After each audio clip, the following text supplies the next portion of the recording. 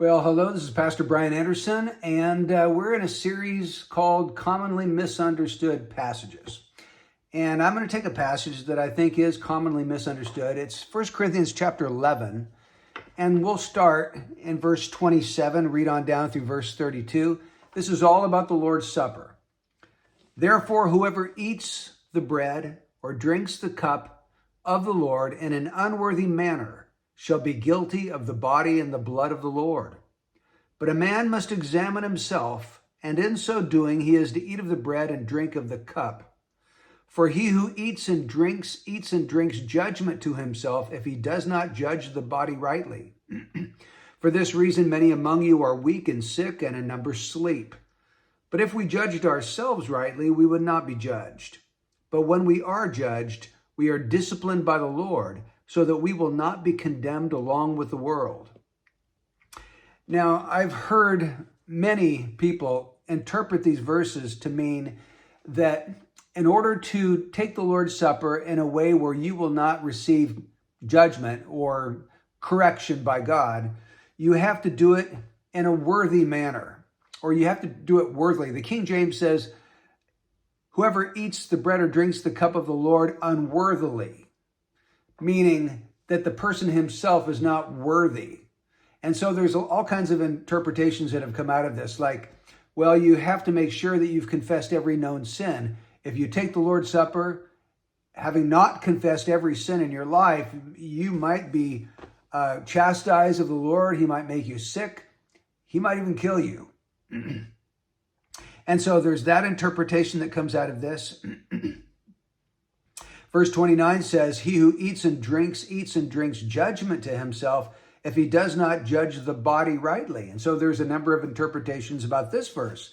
A lot of people think that unless you are able to really appreciate the fact that that piece of bread represents the physical body of Jesus, then you're going to eat or drink judgment to yourself. In other words, the problem was that they weren't appreciating the fact that this piece of bread represented the physical body of Jesus. I think that's a mistaken notion as well. When he talks here in verse 29 about not judging the body rightly, the body doesn't necessarily mean the physical body of Christ. I think it means the spiritual body of Christ or his church. We talk about the body of Christ, meaning the people of God, the church. I believe that's what's going on, and I believe it because chapter 11, verse 17 to 22 are the introduction to this whole section. And unless we understand the introduction to the section, we're never going to understand this section as a whole. Also, verses 33 to 34 give us a summary of what Paul was getting at. We know that because verse 33 says, so then, my brethren. In other words, let me sum up. Let me come to a conclusion. So then, my brethren, when you come together to eat, make sure you discern that that piece of bread represents the physical body of Christ. He doesn't say that, does he? Or he doesn't say, so then, my brethren, when you come together to eat, make sure that you come worthily. Make sure that you have confessed all known sin. Make sure that every problem that you have with another brother has been already corrected. Because if you don't, you're going to be judged. That's not what Paul says at all. He says, so then, my brethren, when you come together to eat, wait for one another. That's his conclusion. We're supposed to wait for one another. Now you say, well, why is he even saying that? It's because of the introductory section in verses 17 to 22. So let's go there and let's see if we can understand what Paul's at. He said, but in giving this instruction, I do not praise you because you come together not for the better, but for the worse. For in the first place, when you come together as a church, I hear that divisions exist among you, and in part, I believe it. For there must also be factions among you, so that those who are approved may become evident among you. Therefore, when you meet together, it is not to eat the Lord's Supper. Now, they were coming together, and they were eating, but Paul says, in your eating, you're not eating the Lord's Supper. You're eating something else. Verse 21, for in your eating, each one takes his own supper first, and one is hungry and another is drunk. What? Do you not have houses in which to eat and drink? Or do you despise the church of God and shame those who have nothing? What shall I say to you? Shall I praise you? In this I will not praise you. See, Paul was hot. Their conduct at the Lord's Supper meeting was reprehensible. And Paul was upset. He was offended by what they were doing in the Lord's Supper.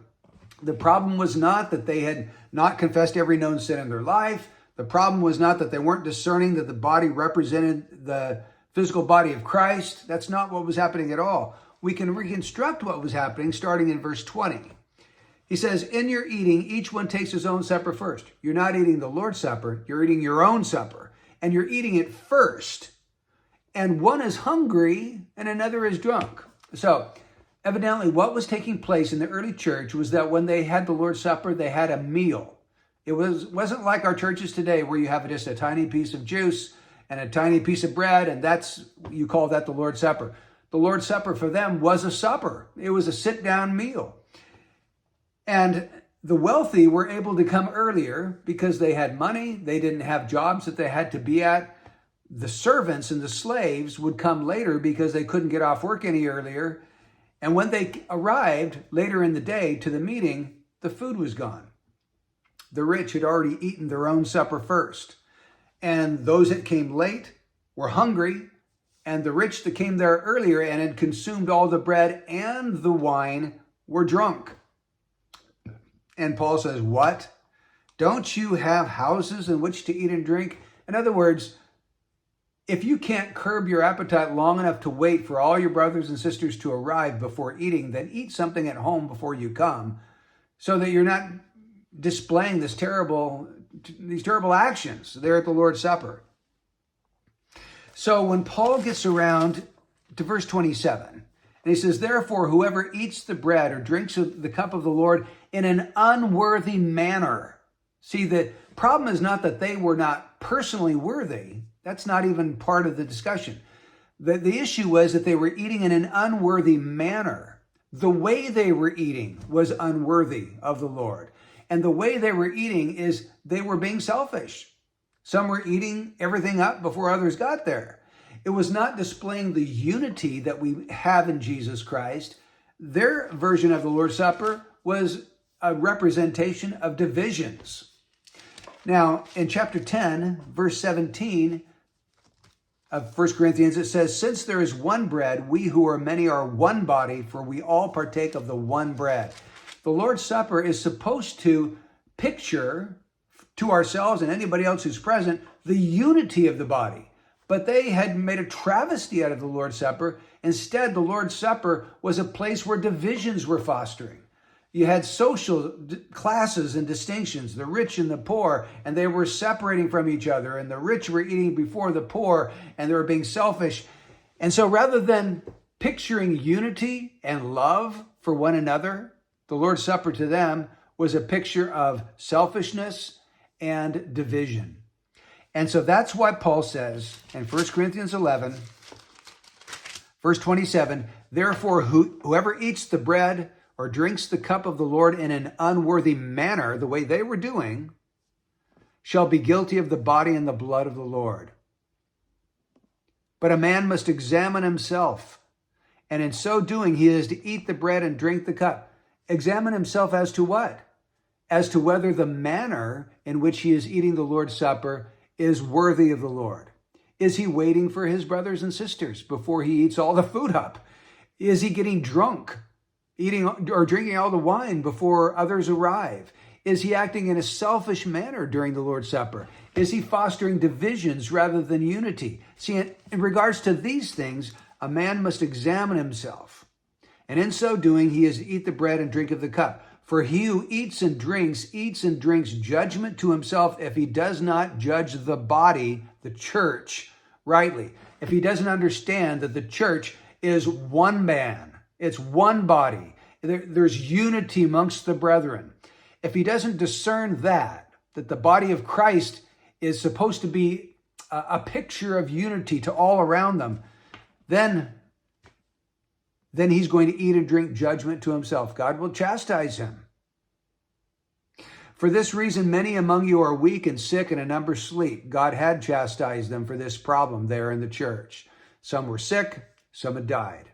This is a chastisement of the Lord. Doesn't necessarily mean that God is condemning people to hell. He's chastising his church. He's correcting them.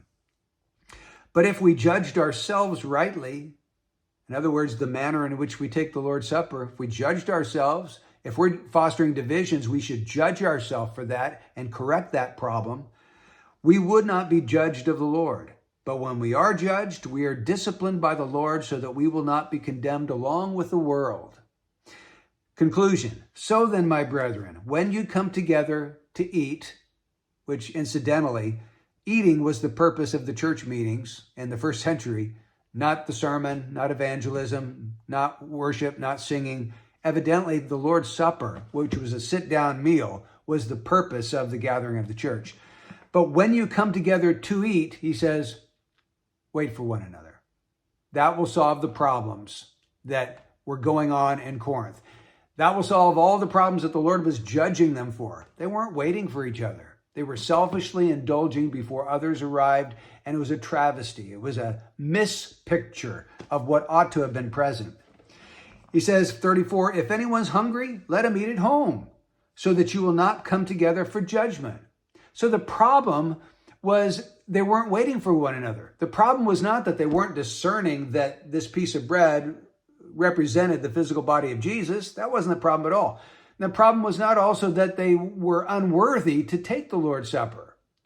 The problem was not that unbelievers were taking the Lord's Supper. None of those things are in Paul's mind. And we know that from what he tells us in the intro and what he tells us in the conclusion. So here's the solution. If you're so hungry that when you come to church, you can't wait for your brothers and sisters to all arrive before eating, then you need to eat something at home to curb your appetite so that you can come and you can eat together and display unity and love for the brethren. The remaining matters, he says, I will arrange when I come. So I hope this very short, this very brief look at 1 Corinthians 11 has brought new insight, perhaps, to you. You're seeing what Paul is doing in this chapter maybe differently than you had before, and hopefully that will help you if you look at everything related to the Lord's Supper, starting in 1 Corinthians 11:17, all the way through to the end of the chapter in verse 34. You're going to see the bigger picture, and you're going to understand what Paul had in mind. So, may God bless you. Hope this helps. See you on the next video.